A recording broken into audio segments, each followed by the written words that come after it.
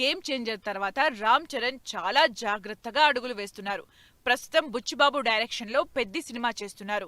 Peddi budget 300 కోట్లని ప్రచారం జరుగుతోంది. అచ్చం రంగస్థలం సినిమా కోసం వేసినట్టే పెద్ది కోసం ఓ విలేజ్ సెట్ వేసి మరీ షూటింగ్ చేస్తున్నారు.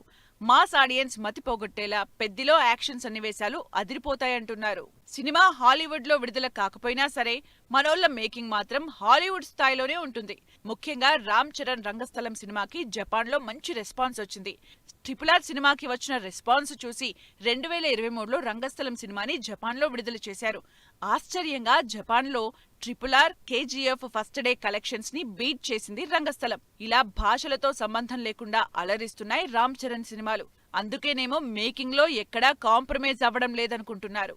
ఇక రామ్ చరణ్ చేయబోయే అప్కమింగ్ సినిమాల లిస్టు కూడా చాలా ఇంట్రెస్టింగ్ గానే ఉంది. చరణ్ చేతిలో భారీ ప్రాజెక్టులే ఉన్నాయి.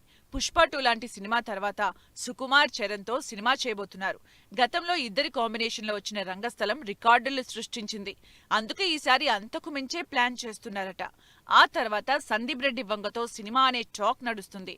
త్రివిక్రమ్, తమిళ డైరెక్టర్ లోకేష్ కనగరాజ్ పేర్లు కూడా వినిపిస్తున్నాయి. మొత్తానికి చరణ్ లైనప్ గ్లోబల్ స్టార్ అనే పేరుకు తగ్గట్టుగానే ఉందిప్పుడు.